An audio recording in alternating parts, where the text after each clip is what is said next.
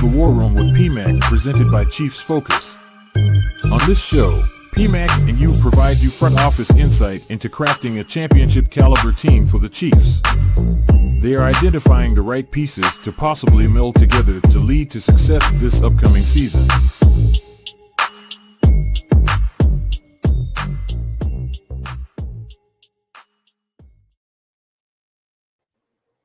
What it do, Chiefs Kingdom?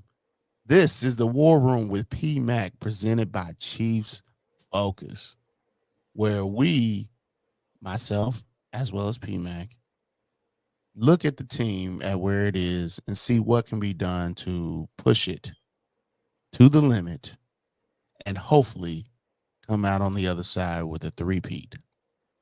The first one in NFL history. My name is you, but I'm not the one that matters. The man, the myth, the legend, PMAC. He's the one that matters. What's going on, man? How you feeling? I'm good, my brother, man. How you doing? I'm all right. Got dealing with this loss a little bit, but losses come with the season. We actually we're ahead of schedule if we're going to be brutally honest, but we'll talk about that.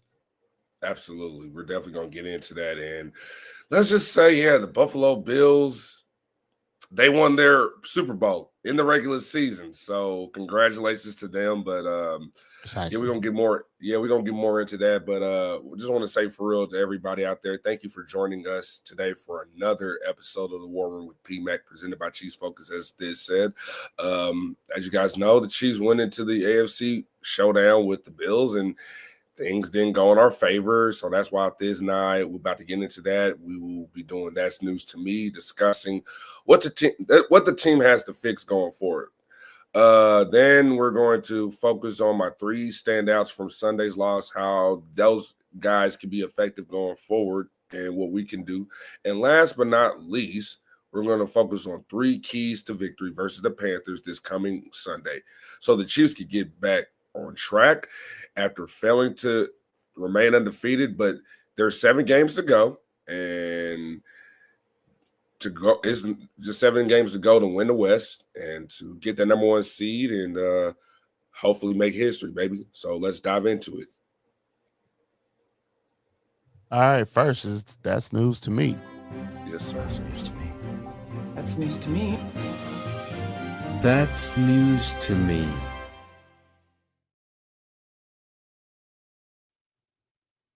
All right. News to me. Yeah. So you guys all know the Chiefs fall to the Buffalo Bills 30-21, first loss of the season. As you guys understand, with a 2-point lead and 4 downs remaining, Bills risked a conversion instead of opting for a short field goal, potentially allowing the Chiefs to have a chance to win. But Josh Allen's 26-yard touchdown scramble extended the Bills' lead to 9 points, securing their victory. And I remember when I was on the Chiefs live podcast last Thursday, I made my prediction. If it was going to be close, it would be Chiefs 28, Bills 23, and the score was 23-21. And I thought to myself, oh my gosh, we just need to get the ball back and could score here, and my prediction could have came true. But that last play of that Josh Allen run, he just put a dagger in it. It was like, yeah. So the game was a back and forth battle, which we expected from these top 2 teams in the AFC. Both exchanging leads. The Bills scored first with a 3-yard touchdown run by James Cook. This was followed by the Chiefs' 11-play, 88-yard drive, which ended in that 20-yard touchdown catch by Xavier Worthy. Worthy had 4 receptions for 61 yards. KC briefly led after the Bills missed an extra point, but the Bills reclaimed the lead on the next drive. But an interception from Chamarri Conner on 4th down in Chiefs territory shifted momentum back in our favor. And Mahomes took advantage, connecting with Noah Gray on a 2-yard touchdown. Then, the Bills added a touchdown at halftime. Yep. And then 2 defensive stops later, Bills scored a 61-yard drive, leading by 9 early in the fourth quarter. Casey responded with another touchdown to Noah Gray. Noah Gray's really been stepping it up and setting up. Yep, but the whole thing was this, though. It did kind of all set up for Josh Allen's decisive fourth down run. A defensive stop could have changed the outcome, but Allen broke free to secure the win for Buffalo. There was a few plays on there, especially one of the players I'm going to talk about later on in the show. As we all heard, that Phillies DK Uzama was the only player that Andy Reid mentioned post-game who had an injury with his hand, but he returned to play, though. So anyway, regardless of that, we aim to rebound next week against the Carolina Panthers. And I knew that having a game like that we're not going to win because we just can't have that type of performance. So what's your thoughts on that one, bro? Yeah. Here's the thing about the Buffalo Bills. I don't know. Here's the thing about the Chiefs playing the Buffalo Bills. I know that we're going to get their best shot every single time. Yeah. But I'm not one of the guys that's going to tell you that we didn't give them our best shot. I believe we did. I definitely believe we did give them our best shot. However, it was our best regular season shot. And with this team, we're not a regular season team. As much as we think we are with the 9-0 talk and undefeated talk, we're not a regular season team. And with Patrick Mahomes, unless he falls off greatly, we'll never be a regular season team. With him, it's all about preparation for the postseason. Yeah. Would I rather have this game? Absolutely. But I mean, normally it's one of those things where, and it's always a fight to the death with the Bills. Always. It's going to be a dog fight. There's two teams you can expect a great game against. And when I say a great game, I mean a hard-fought game, and that's the Bengals and the Bills, period. You're always going to go down to the wire if Joe Burrow's playing. You're always going to go down to the wire if Pat's playing, and you're always going to go down to the wire if Josh Allen's playing. Those three teams, they match up really well against each other. Head coaching is not horrible on all sides. Andy Reid's legendary. They don't compare to him, but they understand who Andy Reid is, and they try to match his energy. They try to, they're trying to get to his level. And so I actually thought we would come out with the win, but, and I thought I actually thought we could do it until Josh Allen scored that touchdown. When they let him break free, I was like, man, a guy like Leo needs to be a spy in that case. Or it could have been Drew Tranquil. Shoot, Nick Bolton. And we just Drew Tranquil. But Nick got ran over. Well, he didn't get run over. He was just out of position. Like he was. Yeah, Josh kind of juked him a little bit, but you gotta know Josh was gonna run there somewhere. Like he didn't run all game. And by the by, Josh is starting to figure it out. Yeah, he is, and I'm going to get to that part. So there's couple of things I want to mention about this game.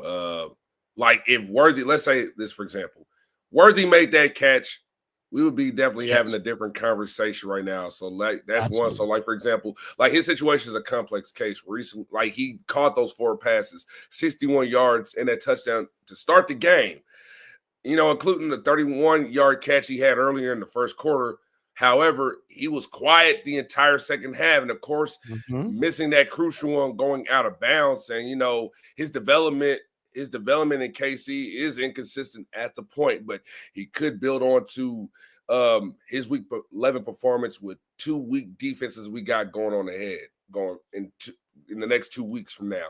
And, yes, Mahomes – that throw was inaccurate for him, yet Worthy should have made the catch. He started dragging his feet too soon. But at the same time, Mahomes said it though. He said if I threw it in like out of if I threw it in bounds, like to the point where I would have thrown it to where it would have gone out of bounds, it's a walk-in touchdown, and I have to be better there. He said that. And this is the other thing, too. D-Hop didn't play more than 50% of snaps, bro. Come on, man. With 7 games to go in the regular season, he needs to be given more opportunities, man. It don't make no sense. And then here's the other thing, too. This leads me to another part to this segment, too, like why the real reason why we lost. The defense allowed 30 points, 366 yards, 28-plus points for the first time in 38 regular season games. On the final 2 drives, they allowed 22 plays for 131 yards, which is basically 6 yards per play, with the Bills converting 3 of 4 on third down, including a one-on-one on fourth by Josh Allen, which was that game-winning touchdown for him. You know, Josh Allen deserves credit for leading Buffalo to victory, especially for his 2 fourth-quarter drives. He threw and ran for a touchdown, completing 9 of 11 passes for 80 yards and a 127 passer rating and rushing for 41 yards and that score. When the Bills needed him, Allen delivered. And facing a 3rd and 9 at the Chiefs' 44 with 4:34 left, you know, he threw it to Khalil Shakir, who was one of the players I mentioned, like, you know, Dalton Kincaid, who was the number 1 targeted player for Josh Allen, who was number 2. Shakir, who had a 10-yard gain and extended the drive to the Chiefs' 34, keeping Mahomes off the field in a 1-score game here. And then the key throw early made Josh Allen's touchdown run possible. That one to secure.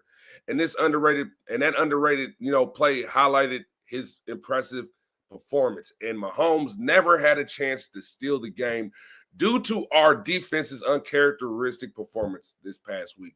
I don't think the intensity and effort was there on Sunday. I think it started off good. I think it kind of wore out towards the end of the game. I feel like it wanted to be there, and they were trying to like get it back up. And that last drive, they were starting to get there, but when Josh Allen took off for that run, it just killed it all.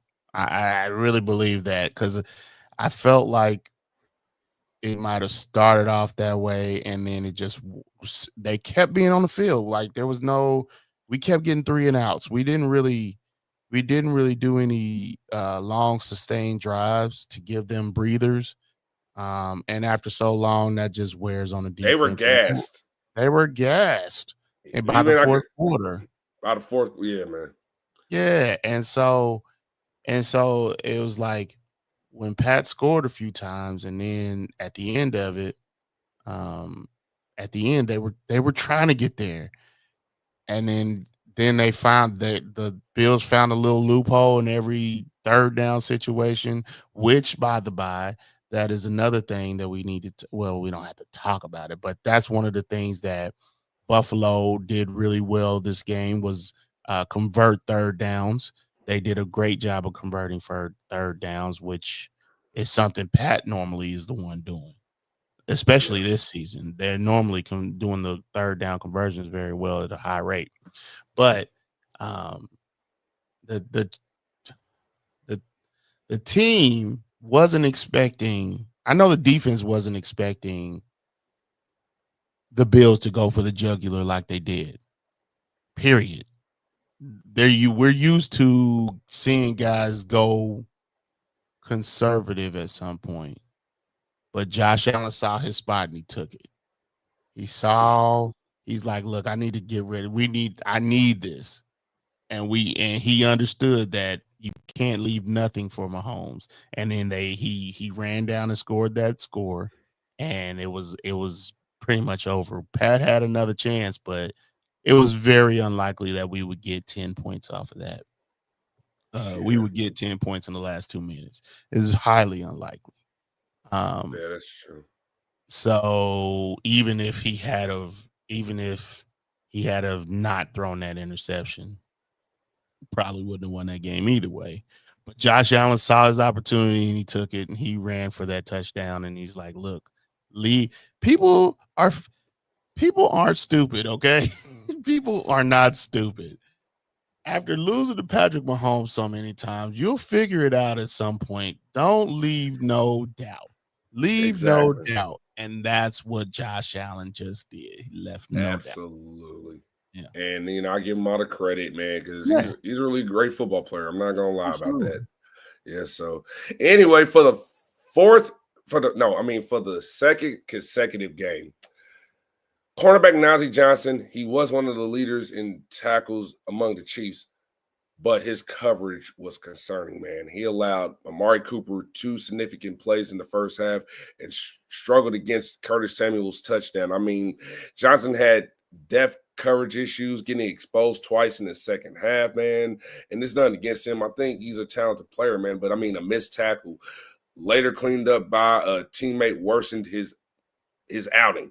While the Chiefs, Spags may accept his, recent play, his performance was very poor. I mean, he allowed 9 catches on 12 targets for 103 yards and a touchdown especially that touchdown against Samuel, and a 128 passer rating when Josh Allen targeted his way. And Pro Football Reference will have different stats, and because you see him, on Twitter going at fans, especially who were giving him hell. I mean, he's doing something that's, most fans and most people won't even do.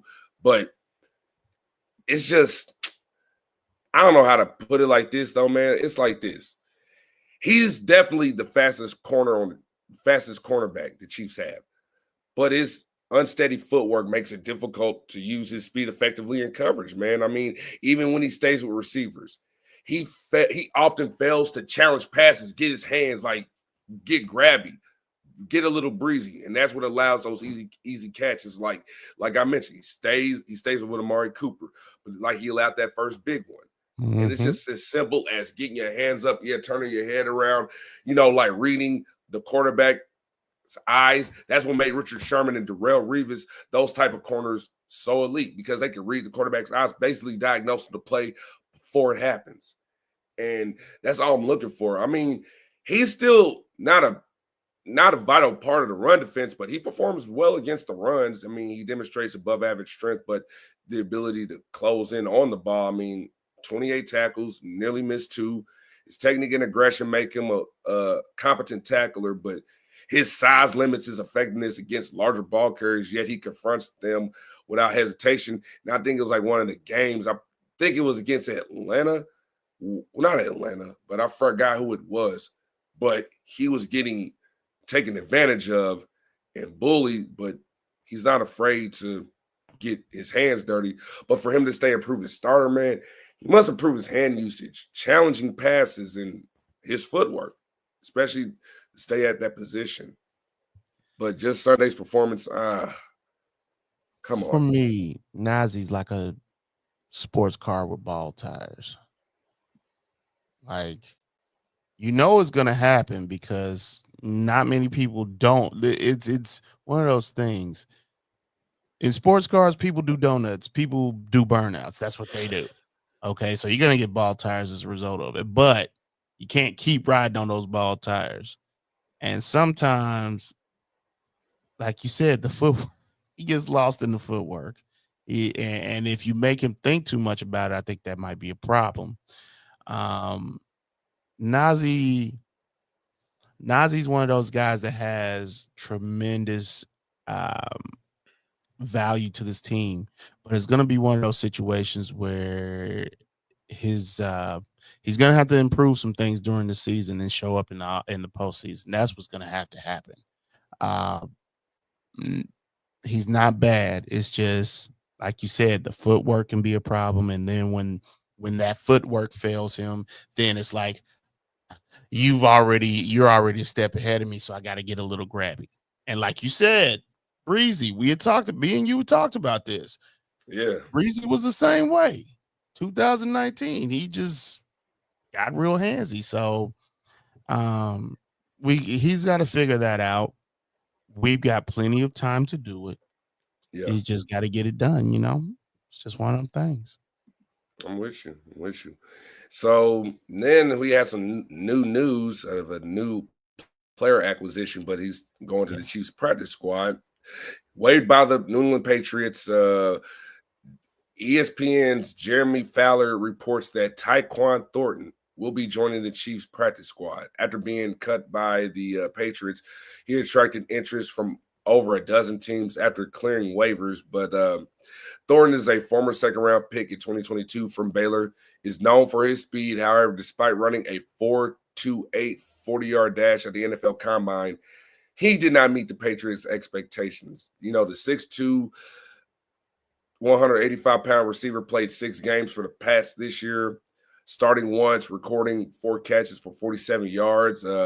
He also appeared in 28 games with 13 starts, 39 catches, 385 yards, and 2 touchdowns. So following the injuries to Hollywood Brown, Rashee Rice, the Chiefs are looking for help at wide receiver. I mean, last month they signed Juju Smith-Schuster and traded for D-Hop, but I think this is another good piece right here, especially add speed on top of speed. I think this is a move for 2025. Yeah. I believe this is a move for 2025, and if it's a breaking case of emergency before. This is, to me, this pickup is damning for Justin Ross. Yeah, it is. It is. It is damning for Justin Ross. He's not, and I already knew that, to be honest with you. It's not that he doesn't get the opportunities. It's that when he did get that one opportunity and he lined up on the wrong side, it told me all I need to know. Like, It did, to me, it just didn't look like, and Pat had to fuss at him within the play. And I understand nervousness. I get nervousness. But that didn't look like nervousness to me. It looked like not understanding the playbook.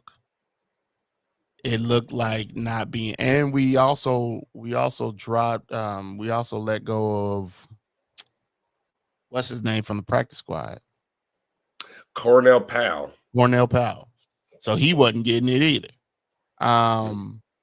It's not easy to pick up Andy Reid's scheme. I get that completely.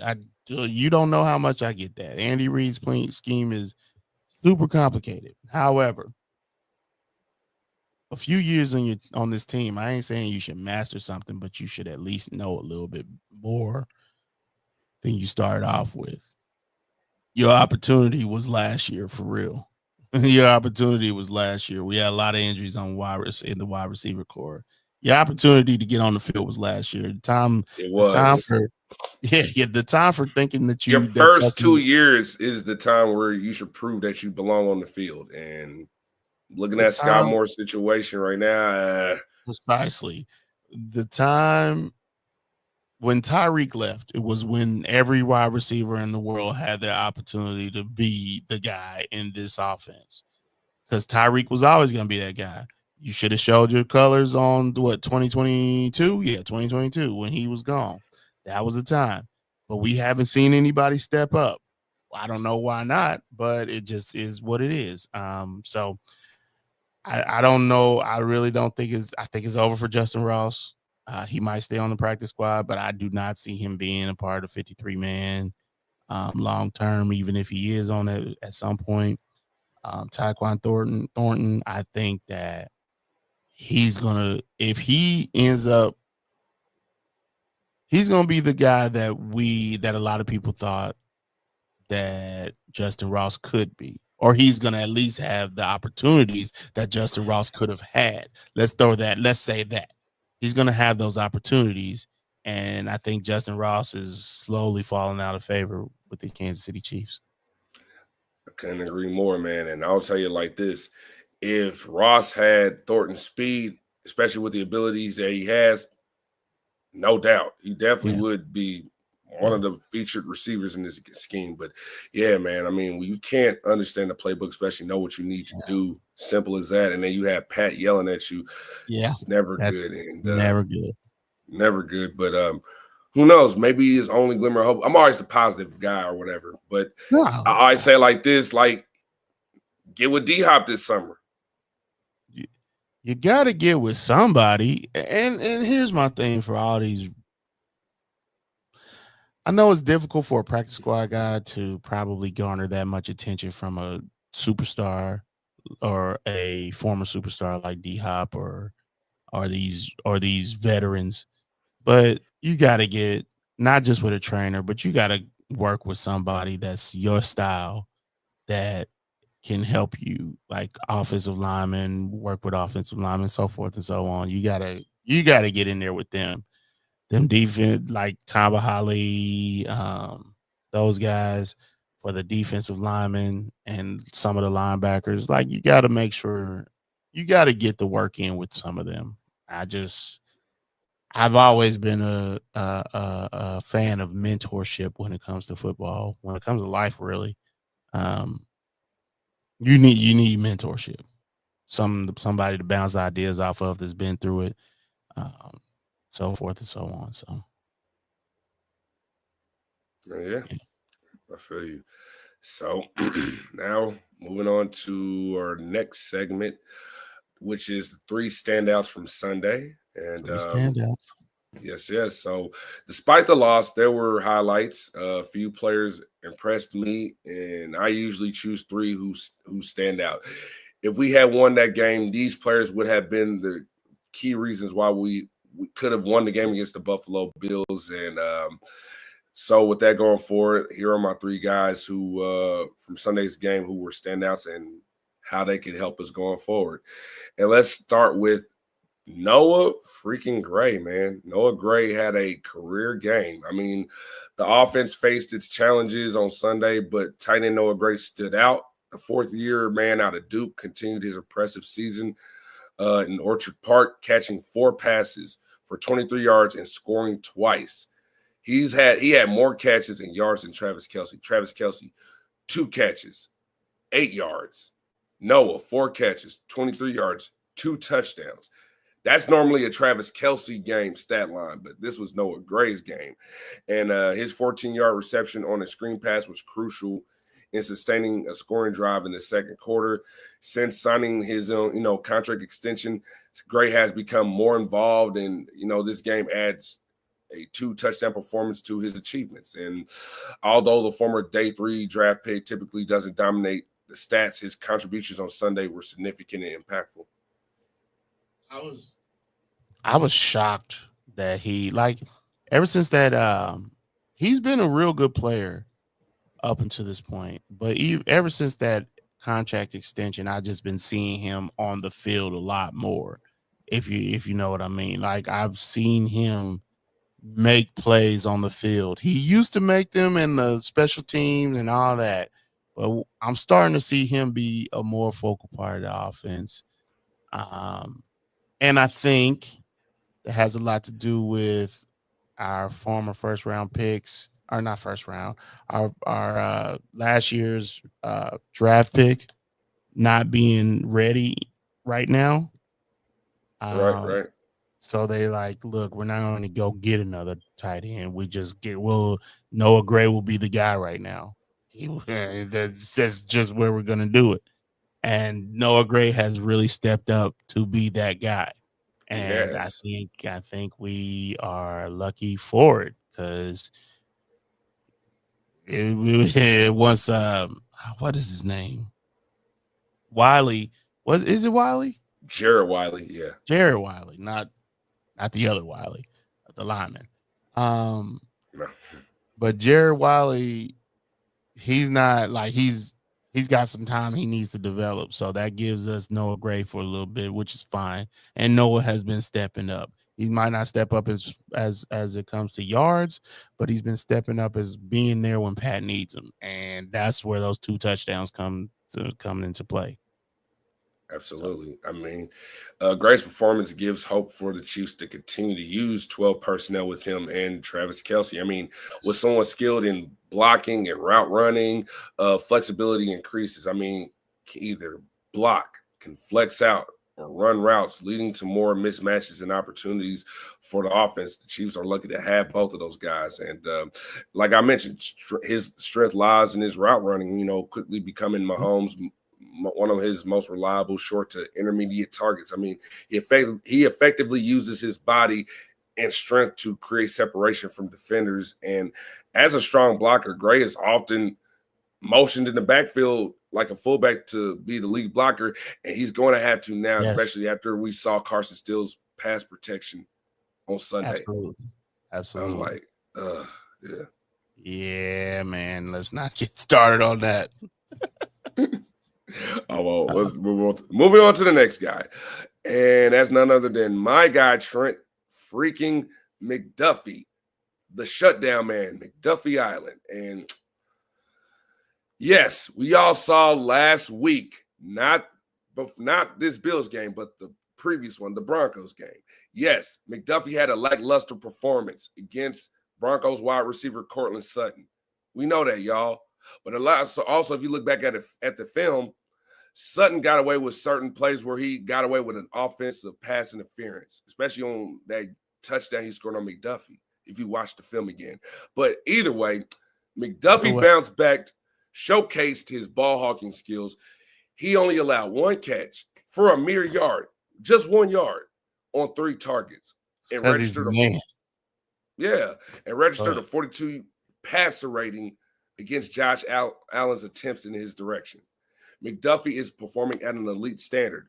He has locked down prominent wide receivers such as Amari Cooper, 0 catches. Brandon Ayuk, 1 catch. Jamar Chase, 1 catch. Zay Flowers, 2 catches. All these players to fewer than 35 yards matched up against him. This level of play is reminiscent of Darrelle Revis. Notably, McDuffie, as I just mentioned, holding Cooper to 0 catches. This marks the 3rd All-Pro / Pro Bowl wide receiver he has successfully shut down this season. Trent McDuffie is that guy. You're going to have – there's 3 pillars in a football team, and you could have more, but in this football team, it's going to be 3. It's Patrick Mahomes. Well, it's 4. 2 on the offense, 2 on the defense. Patrick Mahomes, Travis Kelce, Chris Jones, and guess who? Trent McDuffie. So, I mean, if that's – they knew Trent was going to be a pillar of this offense as soon as he got here. When he started playing, they knew he was going to be a pillar. That the whole plan was to get him in the slot and then work him to then he end up being the number 1 cornerback. That was always the plan. Once they saw how good he was and how good he translated to the NFL field, I guarantee that was the plan all along. And they plan on paying that man. I'm gonna be honest with you. I think they plan on paying Juan Thornhill before the injury. And before the injury happened, Juan Thornhill was playing great. The injury happened and it just went downhill from there. And the plan shifted. With McDuffie, unless the plan shift, he's going to be a pillar of this defense. He's going to be a pillar of this team. No doubt. Dude, if they can figure out, like, I don't think Joshua Williams. Yes, Williams. I don't think none of the guys that we have are bad. I don't. But if you could figure out a guy who's another shutdown corner the same way McDuffie is, and all you got to do is find out one. We had Snead, but they had to pay him. That was the issue. And if you pay him now, paying McDuffie will be an issue. Because I think McDuffie's contract is going to be, 2 years from now? Yeah, 2 years. And then also, if they want to keep next year should be the year where they should discuss about him and Carl Loftus getting 5th-year options. Yes. And so you can extend one, give one a 5th-year option. There's a lot of ways you could do it. But you got 2 guys that you would like to keep because Carl Loftus has been balling too. Yeah. Carl Loftus is balling, so you want to team in sacks. So you want to keep both of them. So that means if you want to keep both of those guys, you can't keep everybody else unless they're coming back on a team-friendly deal. And that coming from a rookie, going out of your rookie contract and getting your first contract, you want to get paid. I can't hate on nobody for that. So you never know what could happen, but McDuffie is that dude, period. And yes, everybody like the old 70s song say, everybody plays the fool sometimes. And yes, McDuffie has gotten worked a little bit earlier this season, but One player. he is that dude. I promise He you. is He's that man. He's bad man. And just one player can't Cortland Sutton. Just one. And bro, when I made that same post about the fewer than 35 yards players that McDuffie has held off, once again, I'm just at this point. Yeah, I just want to complain just to complain. Like, that's something you like to do. Yeah, I just like DW and Arthur says she just like getting Arthur in trouble just for the fun of it because she's the little sister. That's it. It's just what it is. That's what y'all acting right now. McDuffie faces one of the most challenging assignments in the defense, monitoring elite receivers, especially if he lines up one-on-one against them in man coverage. In one-on-one situations, he excels against the top receivers, even in the slot. He's an all-pro cornerback from the slot. And he's showing his skill set like what he showed at Washington on the outside. His skills provide the Chiefs with exceptional defensive flexibility and coverage options, greatly benefiting the secondary. And the other point about that, too, is about, some of the other guys, like Johnson's not bad. Williams is not bad. I mean, I don't see them wanting to give Keith Taylor an opportunity, but there was a player that they gave an opportunity in the slot opposite Chamarri Conner. But I'm going to say this because they even asked Spags this about 3 weeks ago. I think it was after the San Francisco game.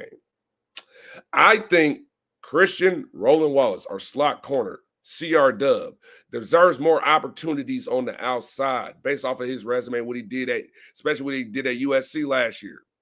Yes, we know he lacks speed, 4.6, 4.40, faster than Josh Norman.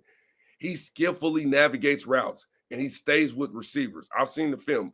He's not exceptionally fluid, but he manages horizontal routes well.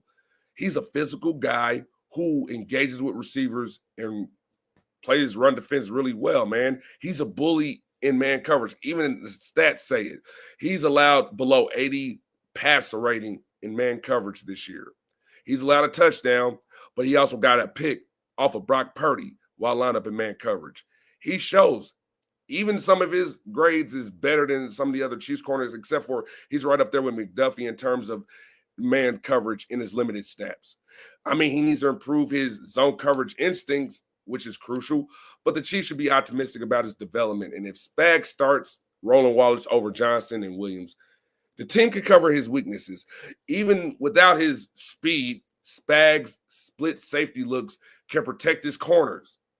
This setup will let Roland Wallace employ his strong press technique along with McDuffie, enable effective blitzes while disrupting the timing and hot routes. Why not? I think with Roland Wallace, I think that we might have to come to a point where, and I don't know if I talked to you about this, but I've talked to somebody else about this. I think we're gonna have to come to a point with Roland Wallace, the same that we did in a similar way that we did with Ward, right? Where it might come down to a matter of necessity, and you got to get him in the regular season because of necessity, and then he just got to figure it out. You know what I mean? Because I vividly remember that stupid smirk on Phillip Rivers' face when he realized that he could win the game against us in 2018. Was it 18? That Thursday night game, I was there. Yes. I was. Yeah. That's the one. The one where Kendall Fuller at the end of the game had a perfect knockdown pass, but as soon as they all defense stepped on their foot on the Chiefs sideline, they're gonna throw that late flag, 15-yard defensive pass interference on Kendall Fuller, and they gave Mike Williams an opportunity to score. I remember that. Vividly. I knew they was trying to hand that game to the Chargers, man. But Ward got kind of worked in that game. Yeah, but I do remember when Eric Berry was screaming at Orlando Scandrick because I remember. Don't even get me started on Scandrick. Tony Skandrick wasn't gonna be here, and we knew that. He was like Magic Johnson. I'm not gonna be here. But I'm not gonna be because, dude, but I'll never but we forget Eric knew. Berry just stomping his feet, just looking at him like, "What are you doing? Like, get in your freaking line!" I was like, "Oh snap! Okay, EB." But but Andy Reid wanted to see what Ward had, what Charvarius Ward had in him in that game, and from then on, he was always a starter for us from that point on, and has been Absolutely. really good. I think Roland Wallace needs to be tried and tested to see if he's got the mental fortitude to be a starter. He's gonna make those mistakes. He's going Yeah. to. So we gotta I think we just gotta live with him, to be fair. I really believe that. Come on. The safeties, we gotta get more defensive alignments to where the safeties can shade over to that side. I don't want to give him. I don't want him to have help. I need him to understand. I need him to be over there by himself. Feel the heat. Get yourself out of the kitchen. And if you need help, we got these guys to help you.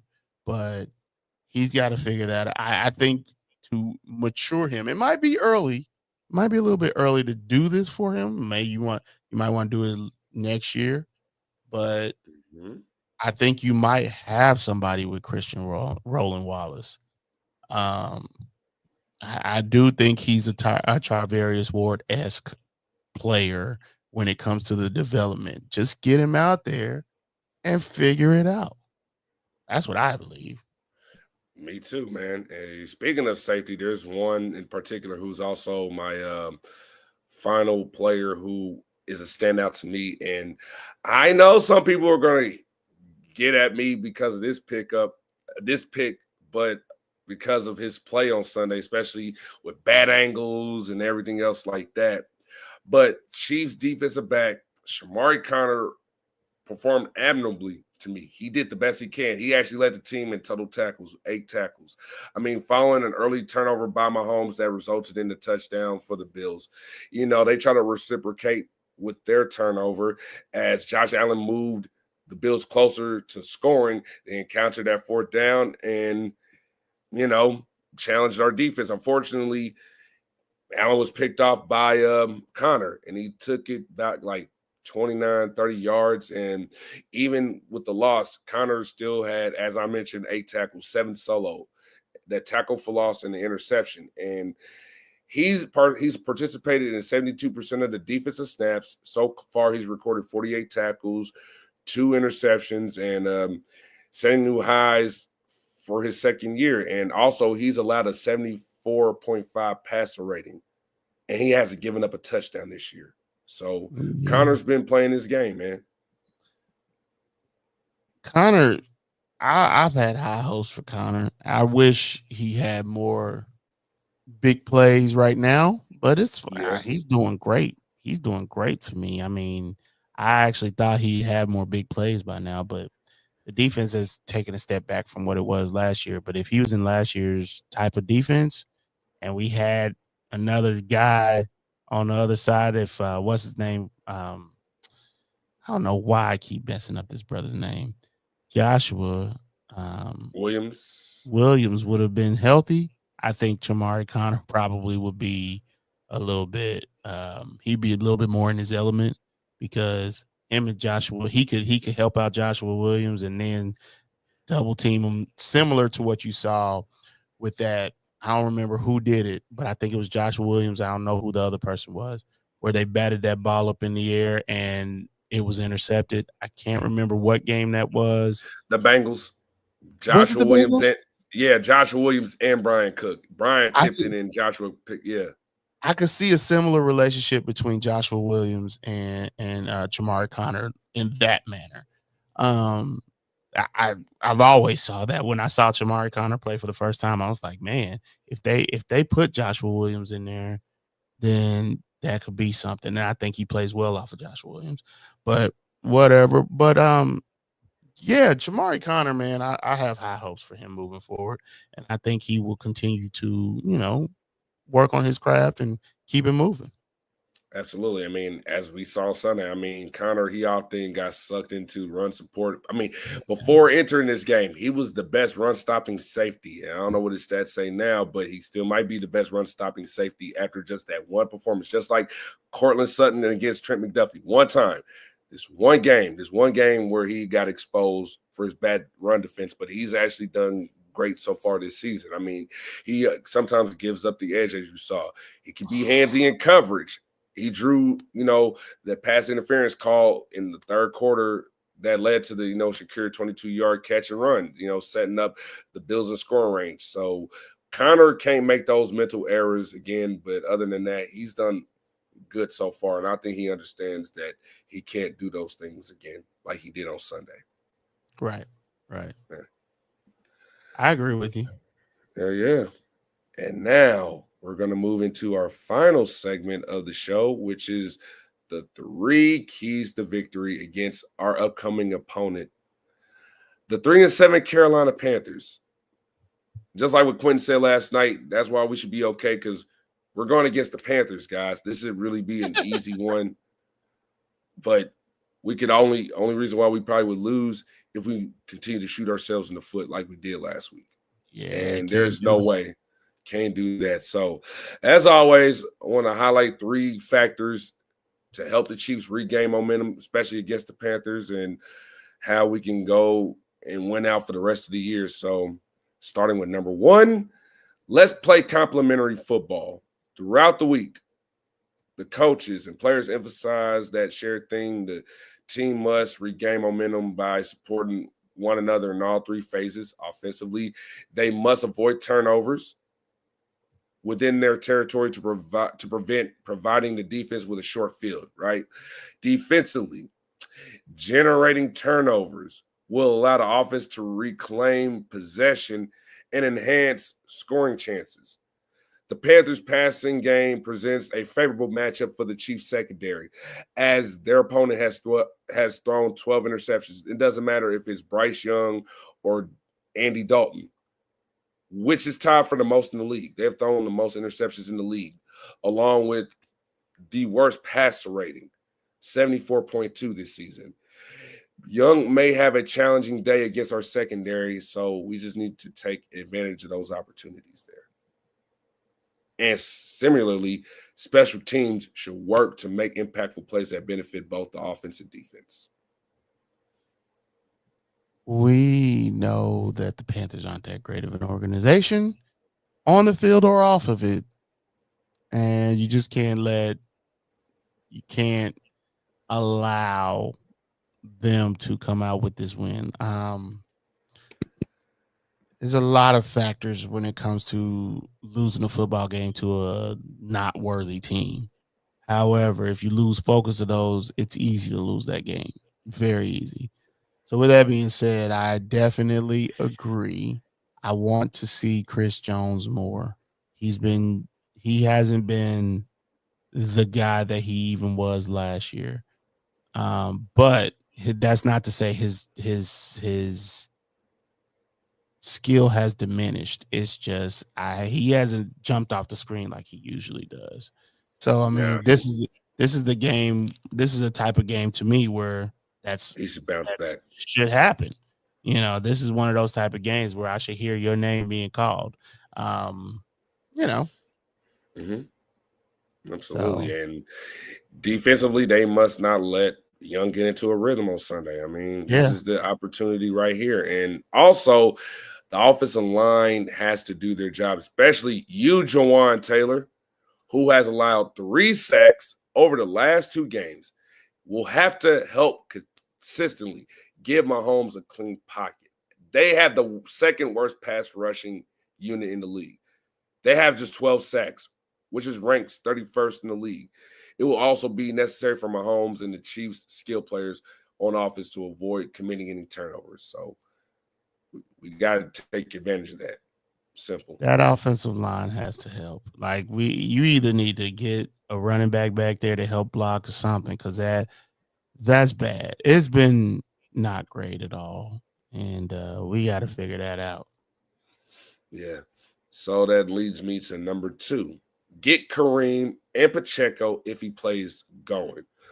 Kareem Hunt's steady performance in the past 7 weeks has been a highlight for our offense. He is averaging about 73 yards per game, which ranks ninth in the league this season.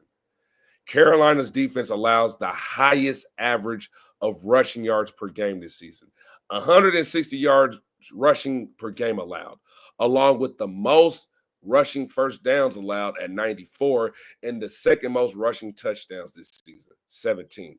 So Kareem Hunt's performance will be crucial for our success Sunday, and adding Pacheco back to this offense will be huge as well.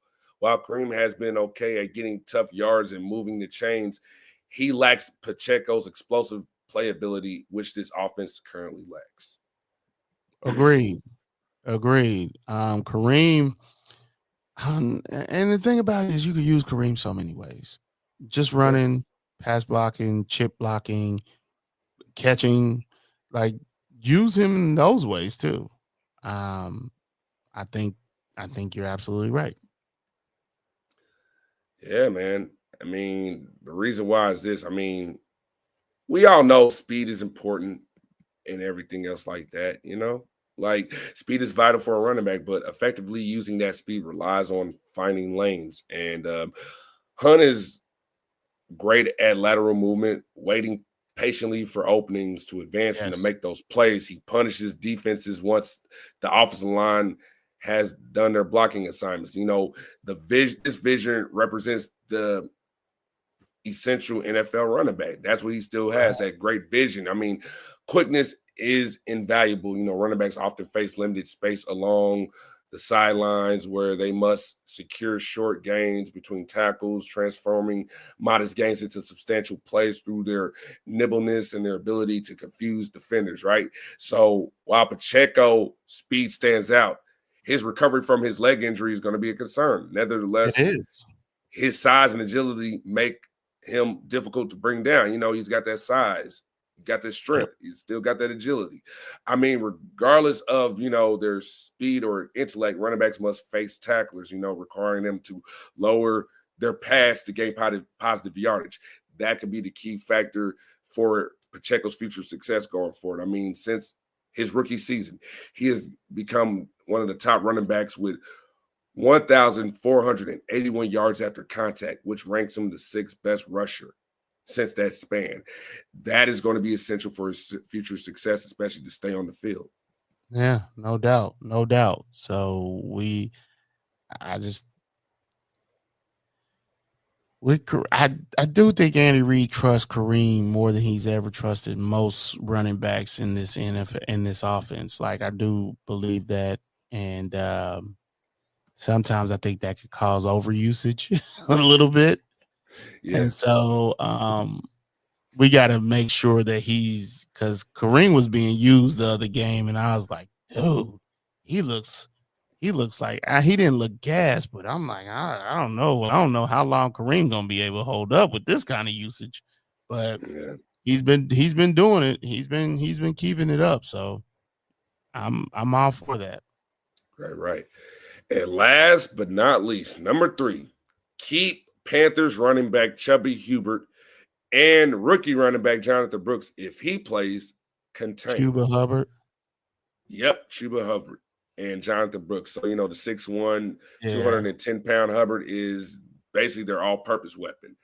942 yards from scrimmage and has scored 7 total touchdowns in 10 games. And then you got the rookie running back, Jonathan Brooks, who will make his long-awaited NFL debut against the Chiefs, of course. It always got to be against us. Brooks spent the first half of his rookie year rehabbing from a torn ACL in his knee. You know, in his final season at Texas, he injured his knee against the TCU Horned Frogs. Regarding the Panthers' backfield, our defense must be mindful of stopping the run and limiting the impact of these running backs in the passing game. Simple as that. They had something they were calling themselves Sonic and Knuckles. Sonic and Knuckles, yep. Yeah. Stop. Yeah, man. You gotta. I'm like Michael Jordan, his rookie season when he made that PSA video. Stop Stop right it. now. Stop it. Get some Yeah. help. See, Stop. the Chiefs just need to put an end to that. That's all. That's all. Sonic and Knuckles crap. Let's just put an end to that. Yeah, man. And that's all. That's all I really got to say about that. Yeah. Yeah. No. You can't give yourself a nickname. That doesn't work. No. But Get anyway, ready for thunder or lightning of Isaiah Pacheco and Kareem Hunt. So yeah. there we go. Yep. You got one more, right? No, that was it. That was my 3 That was it? All keys to right. victory. Yeah. I don't know why I thought I only had 2. I don't know what happened, but it is what it is. Well, that is the end of the show. We appreciate everybody for listening. We went over the game against the Bills, and that's news to me, and all of our new signings and the standouts from the Bills game. And then we looked ahead to the 3 keys to victory in the Panthers game this Sunday. So we appreciate everyone for listening. Don't forget, you can always access this on YouTube. We're looking to get it in other places. So keep that in mind. Also listen to Chiefs Focus First and 10, which will be airing tomorrow. It's on Tuesdays and Thursdays most weeks. And Thursday, we'll be looking forward to the Panthers, looking at the injury list and various details of what the Chiefs need to do to win on Sunday. So keep that in mind. With that being said, P-Mac, you got anything to close us out? Yes. Listen, Chiefs Kingdom, to be honest, none of this matters. And I'm talking about the loss of this game from last week. The team still has the inside track to be the number 1 seed in the AFC playoff picture. The Bills have to play the Niners, the Rams, and the Lions on their upcoming schedule. And if they lose one more game, the Chiefs have the number 1 seed. The Chiefs' offense was actually worse last season, and we still won a Super Bowl. We also won a Super Bowl with Patrick Mahomes on one freaking foot, just like Kurt Angle when he says, I want a gold medal with a broken freaking neck. Same sentiment. But you got to give it up for Josh Allen. He just had a great game. He's a great football player, and I can't lie about that. But if you look at our remaining schedule, you see Carolina, the Raiders, the Chargers back home, the Browns, Texans, Steelers, and Broncos. We are favored in every one of those games, and it's just simple. Win out. Then you'll get a bye suitable for the older players, and you'll be right where you want to be in late January. So don't worry about this. RELAX. Relax. That's all I got to say, this. With that being said, for myself, for P-Mac, for the War Room, for Chiefs Focus, we out. Deuces.